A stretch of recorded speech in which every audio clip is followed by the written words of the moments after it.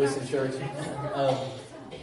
I, for one, am very, very grateful for the mothers in my life. And I say mothers because, I also think about my wife and her being the mother of my children, and then her mother being her mother, and just the impact that all three of them have had on my life and also the life of my children. And I, for one, am deeply, deeply grateful for those influences in my life and also the influence that they have had on the lives of my children. But I also know, church, that Mother's Day is not always happy for all mothers. It depends on the circumstance and the situation that you're facing at the time, in the moment, right? I know that there's some of you here that have mothers who are not with them any longer. They've gone on to be with the Lord. And maybe Mother's Day can be a reminder of them. And maybe it brings you joy and happiness, but it also brings you some sadness. Maybe you're a mother here today, and maybe you're the mother of a child who is rebelling in this season right now, and it's difficult. It's a struggle, a pain that you're dealing with, a hurt, and there's other issues that can be involved in that. And so today I want to look at a life of a mother in 1 Kings chapter 17. If you want to turn there for a moment. Life of a mother who was going through a struggle, a difficult hardship at the time, in this season of her life. And I want to look at that. And my hopes, church, is that maybe for some of you that maybe this is involving some sadness in your life, maybe it'll give you some hope and something to look forward to, okay? So we're in 1 Kings chapter 17. We're going to be looking at verses 8 through 16.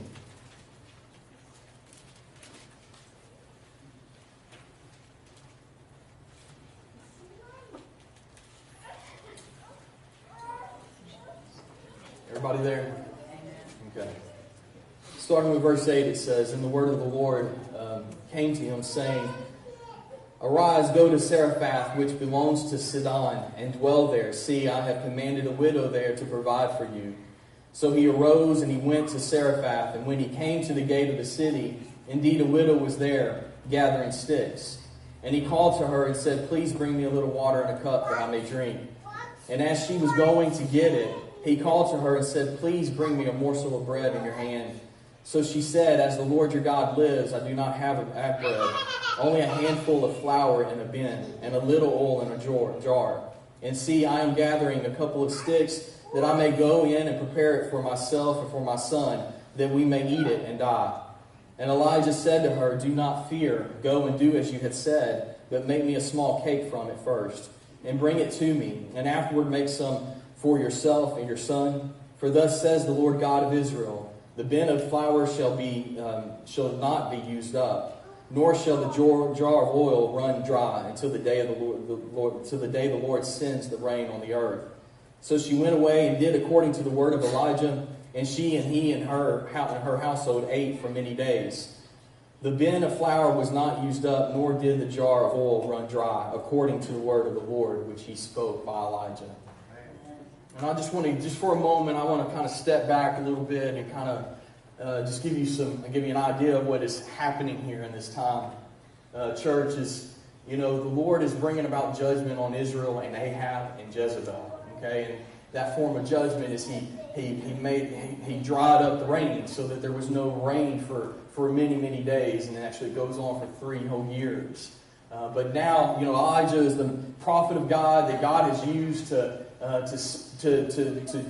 bring this about, and God had instructed Elijah that I'm going to provide for you during this time. So he sends Elijah to a brook, and at that brook he had water to eat. God was sending ravens both morning and night to bring him bread and meat to eat. So he was being provided for his nourishment by the Lord. Well, because of the drought, the brook eventually dried up. So then God then sends him to the city, this town called Zarephath, to meet with this woman. And we see here in verse 8 that the Lord had commanded this woman, or gave this woman instruction, or prepared her is what it means. Prepared her to receive this man of God. And just for a moment, church, I want us to kind of take ourselves, okay, and put ourselves in this story for a moment, okay. all right, as if we were there, we're being witnesses to what's going on and what's happening. I mean, here's Elijah. The Lord has told him to go to Zarephath, that there was a woman there who was going to provide for him. He goes through the city gates, and sure enough, he sees a woman there gathering sticks, and she's getting ready to prepare a meal. So he cries out to her, and he says, bring me a drink, please, right? And then as she's walking off, he says, and can you bring me just a small piece of bread back with you? And the woman's response is a natural response, right? I mean, here's this woman, right? She's in the middle of a drought. Her provisions are low. She's wondering how she's going to bring, even provide for her own family. And this man comes up and says, that I need something to eat. And her reaction is a typical natural reaction, right? She says that I don't have enough even for me and my son. In fact, I'm going here now and I'm gathering up a few sticks. I'm going to build a fire and I'm going to cook the very last meal that we have for us. And after that point, who knows what's going to happen to us? We may eat this last meal and there's no more.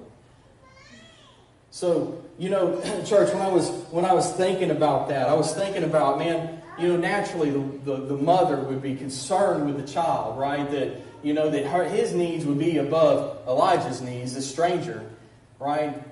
And that's the thing, though, is I was thinking about, just the love of a mother towards their children, their natural right reaction to wanting to care for their children and nourish them. And there's a passage of scripture that I thought about that I believe really illustrates the love that a mother has for a child. If you would, turn to 1 Thessalonians chapter 2 just for a moment.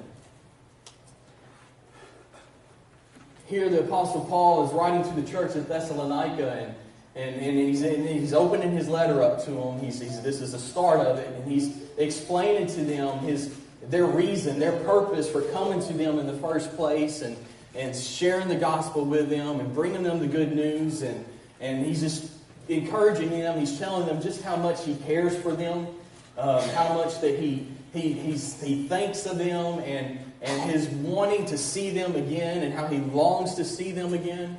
And then he says something in verse 7 that I thought, man, this just really to me illustrates the love of a mother. But he says in verse 7 of chapter 2, 1 Thessalonians, he says, "But we were gentle among you, just as a nursing mother cherishes her own children." When I read that, I thought, I wonder if Paul didn't get to the middle of his writing here and stop for a moment and just start, thinking, man, how can I get my point across to these people? How can I get my point across to the church here that just how much I care for them? Just how much I think of them, and my reason and my purpose, why I've done what I've done, why I've suffered what I've suffered. How do I get my point across? And I wonder if the Lord didn't, speak with Paul. We know he did, right? Because he tells Timothy, right, that all Scripture is given by inspiration of God. And I can just imagine God speaking to him and saying, Paul, if you're going to illustrate this in the right way, then you need to use the illustration of a mother nursing her child. And man, isn't that not true? I mean, there's nothing quite like the love of a mother for a child. When I think about my mother and growing up, I think about all the times, man, I was hurt and she was helping me heal my wounds, right? And how many times I was sick in bed, and how much time she spent with me trying to help me get well, and how much she worried about me. I was just like any other teenage boy, right? And on the weekends, man, I was on the roads. I was out of the house. I was doing my thing, and coming on right at the verge of curfew. And every time I'd walk through the door, sure enough, my mom was up. She was waiting on me, making sure I got home safely. And Nikki's the same way. I mean, my kids never came home, not once, without Nikki being up on the couch waiting for them to get home, to make sure that they were home safe. And that's the thing, church, is, there's nothing in this world quite like the love of a mother for a child. And when I say all that, just to say, listen, this mother, this widow of this child here in 1 Kings is, she's worried, she's concerned for her child. And that's natural. It's natural for her to be that way, right? But then Elijah tells her, he says something that, man, to me, just in this circumstance, man, it just doesn't make sense to me. He says, fear not. I mean, if you're in that place, like I asked you to be, if you put yourself in that position, I mean, how hard would it be to fear not? I mean, you know, you have a handful of flour here and a little bit of oil in a jar, and that's about it. I mean, one more meal, that's it. There's a famine in the land because there's been a drought, right? They can't produce crops. There's no provision there for their nourishment and their physical needs. And she's saying that, listen, this is it. This is the end. This is all I have. I've got nothing I can give to you. But then Elijah says, fear not. Fear not. Do as you are going to do, but first bake a cake for me. And she bakes this cake. And Elijah tells her that, listen, that they will have provision, that the bin of flour will always have flour in it, right? And the jar of oil will always have oil in it. And God will provide. And, you know, and I was thinking, I wonder how many times she went to the barrel of flour and looked in and said, no, there's nothing there. And then walked away and then came back the next day and said, you know, Lord, I don't know. Is there something going to be there this morning? And she looks in, and sure enough, there's flour there to bake with and oil in the jar. And, you know, she praises God. Thank you, Lord. And then she walks away, and you know, the next meal comes along. She's like, God, please, I sure hope that there's something in that barrel this morning or this evening so that I can cook a meal for my son. And looks in, and sure enough, there's something there. And walks away again. And then maybe she comes back a couple other times and looks in the barrel just to make sure something is in there. And I wonder how long it took before she walked towards the barrel and said, well, you know what, Lord, I know there's something in that barrel. I wonder how long it took before she had enough faith and understanding that God was going to provide from that barrel what they needed for their nourishment and for her child. And church, can I tell you that God will provide because He's faithful, and that's His character. He's not going to go against His character. He's faithful. But then when I was thinking about how every day the flour just kept multiplying and multiplying, it was always there for her. I thought about the mercies of God. If you would turn to Lamentations chapter 3. And I want to read to you verse 22 and 23. It's going to be up here on the screen as well. Lamentations chapter 3, verses 22 through 23. In 22 and 23 it says, through the Lord's mercies we are not consumed. What does that mean? That, listen, His mercies are not used up, church. Okay, they don't run out. And then he says, because His compassions fail not. They are new every morning. Great is your faithfulness. Can I tell you, church, that God's mercies does not run out, okay? It's not a consumable resource that we can consume to the point where there's no more, okay? We can continue to go to that barrel and look at it and see that God's mercy is still there. Church, we don't have to approach that barrel and say, man, God, I just don't know. Maybe I used up all your mercy last time, God. God, maybe there's no more mercy left for me. Can I tell you that's not the case? God's mercies are made new every day, church. Every day. He has mercy plentiful for you. His grace is abundant. And let me tell you, I want to read to you what we can expect when we approach that barrel, okay? And we're in Hebrews. In Hebrews. Hebrews chapter 4. This is a passage of Scripture that I quote often because to me it's just so powerful, church. In Hebrews chapter 4, verse 15 and 16, it says, for we do not have a high priest who cannot sympathize with our weakness, right? But was in all points tempted as we are, yet without sin. But then in verse 16 it says, because of that, right? Because we have this high priest who can sympathize with our weakness because He is tempted in all ways just as we are, right? This is what we have because of that. In verse 16 it says, "Let us therefore come boldly to the throne of grace, that we may attain mercy and find grace to help in time of need." Boldly, church. That means confidently. We can boldly approach the throne of grace and mercy and find help for us, find mercy and help for us in our time of need. It's abundant, church. It's there. It's not going to run out. God's mercy is made new every morning. This woman, I know she had to have gotten to the point where she was walking to the barrel, getting ready to prepare a meal, and saying, "You know what? I've got nothing to worry about. I've got nothing to fear. I have nothing to be concerned about because I know there's going to be flour in the barrel. I know there's going to be oil in the drawer. And I know that I'm going to be able to make a meal for me and my son, and we're going to be okay. We're going to get through this drought." Church, mothers, I don't know, what your situation is right now. I don't know what you're facing with your child right now. Listen, we've all gone through seasons. There's been times in our children's life where we knew they were not walking faithfully with the Lord. They were not walking in accordance to His will for their lives and His plan for their lives. And they were doing things that broke our hearts, right? Naturally. We all face those times. And I can remember many a nights, Nikki and I sitting up and praying, "Lord, watch over them, Lord, protect them, Lord, bring them home safely, Lord. God, just draw them back to you, Lord." Time and time again. I remember one time in particular when I was home by myself. And we were going through a difficult time with one of our sons. And I know they don't mind me telling you this. Going through a difficult time. And I'm just praying to the Lord. And Lord impressed in my heart that I had to go to battle for him. I mean spiritual battle, church. I'm not talking, we don't wrestle against flesh and blood, okay? I'm talking about a spiritual battle.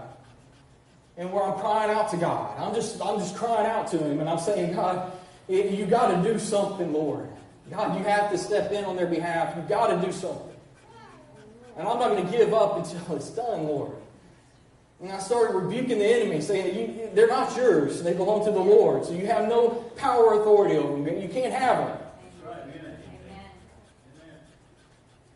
Amen. Not just once, many, many times, church, we've been in that position. And that may be where you are today.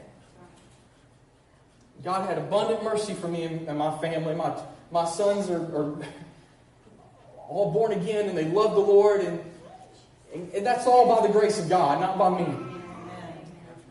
That's all by the mercy of God. By His abundant grace. Church. And His mercy is made new every morning. Every morning. And every morning you got to seek the Lord and say, God, I need your mercy. I need your grace. Church, it's there for you. Mothers, it's there for you. Don't give up. This mother was faced with a hard, difficult decision to make. Should she bake a cake for Elijah or not? But you know what she chose? She chose to trust the Lord. She chose to trust Him. Just to say, "God, I'm putting it all in your hands, Lord. You can do more with what I have than what I can do with it, God. So I give it all to you." Complete surrender. Saying, "Lord, it's all yours." And I encourage you here today, church, that we need to put it in God's hands. We need to put all of our faith, all of our trust in Him and say, "God, it's beyond my control. It's too great for me. But God, it's not too great for you. And God, I give it all to you. God, I've come seeking mercy and grace today because I'm in need of it." And church, we're all in need of it. There's not a day that goes by that we don't need God's grace and His mercy in our lives. We are fallible, man. We fall short. God's grace, God's mercy is made new for us every morning. Every morning. And it cannot be consumed. I love what that says. I mean, listen, it's not, we can't use it to the point that it's not there anymore, okay? It's replaced, it's replenished every day, in and out. He has mercy for us. Mercy, church. This was God's mercy on this woman. She was faithful, and she said, and she gave Elijah the first out of what she had to offer, knowing that there was nothing left there to replenish it. But she gave it out of faith. Let me tell you, church, that listen, the Word of God says without faith, it's impossible to please God, right? We must have faith. We must have trust. We must believe. We must know that when we walk to that barrel, there's going to be available mercy and grace for us. And listen, just like we read in Hebrews, we can boldly approach the throne of grace and mercy and find help in our time of need. And Peter also says, he said, cast your cares upon him, for he cares for you, church. God cares. He knows and He cares. So don't give up, is what I'm saying, church. Don't give up. Mothers, I'm saying don't give up on your children. Okay? Don't ever give up. Don't ever give up. God's mercy and grace is abundant. It's abundant. And it may not come at the time and the season you want it to. It may not come in the form and the way and the manner that you want it to. But listen, have faith, trust, believe, and continue on pressing on no matter what. I reminded somebody of a testimony I heard from a pastor over in Brooklyn, New York. His daughter had been away from the Lord, raised her up in the church. I mean, they grew this humongous church in Brooklyn, and the child was raised in church. But when she became a teenager, she left the church and was doing things, that were not pleasing to the Lord, and fell into some pretty harsh things. But him and his wife never gave up praying for her, never gave up. And they got the whole church involved in praying, and man, over time, this daughter came back to them and came back to the Lord. And, it's just a testament of God's faithfulness if we just are persistent, if we don't give up, if we don't lose hope. I mean, this woman here in Zarephath, she had every reason to give up hope, church. I mean, there was a famine, there was a drought in the land, and there was no way visibly, by seeing and looking, that she could see that there was any hope. But church, that faith is the substance, right, of things hoped for and the evidence of things not seen, church. If we put all of our faith and all of our trust on the things that we can see, then we're going to miss what God has for us. His feelings will lead us astray, but God never will. We must put our faith in Him. Amen. Listen, at this time, church, Megan has a song that she's going to share with us for the mothers. And when she gets done with that, we're going to have a short invitation, or however long the Lord has for it. I'm not going to say short. We're going to offer an invitation, but Megan has a song that I think that we're going to very much enjoy that she's going to share with us.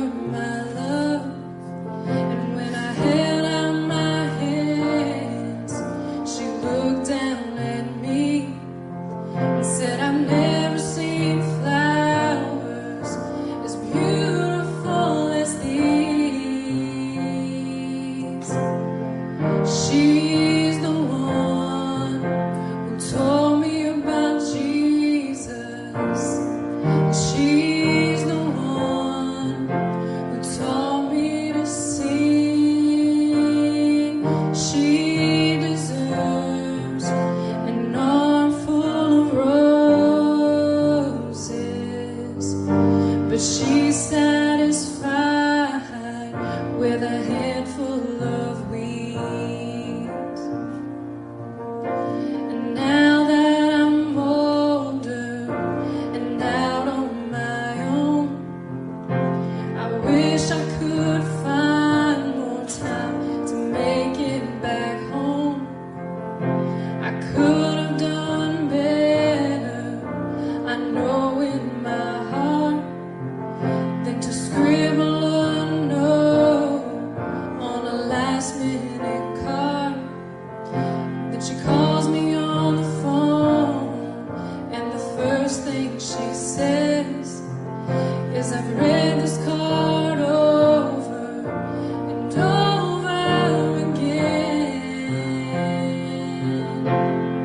She's the one who told me about Jesus. She's the one who taught me to sing. She deserves an armful of roses, but she's satisfied with a handful of weeds. And she's always known what true love means, and I want her to know what she means to me. 'Cause she's the one who told me about Jesus, and she's the one who taught me to sing. She deserves an armful of roses, but she's satisfied with a handful of weeds. Yeah, she's more than satisfied with a handful of weeds.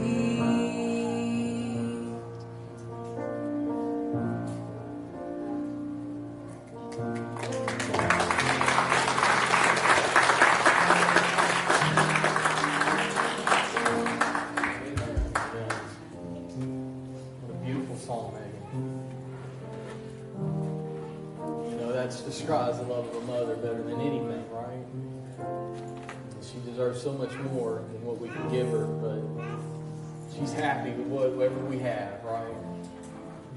Reminds me of the love of God towards us. He deserves more than we have, than we can give him, but listen, he just wants what we have. Amen. Listen, at this time, Megan's going to continue playing on. I'm just going to have a time of invitation.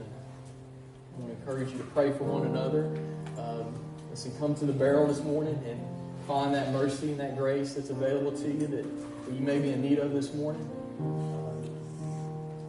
Or pray there in your seats, that's fine too. But if you would, please stand for a moment as she continues to play. We'll open a time of invitation.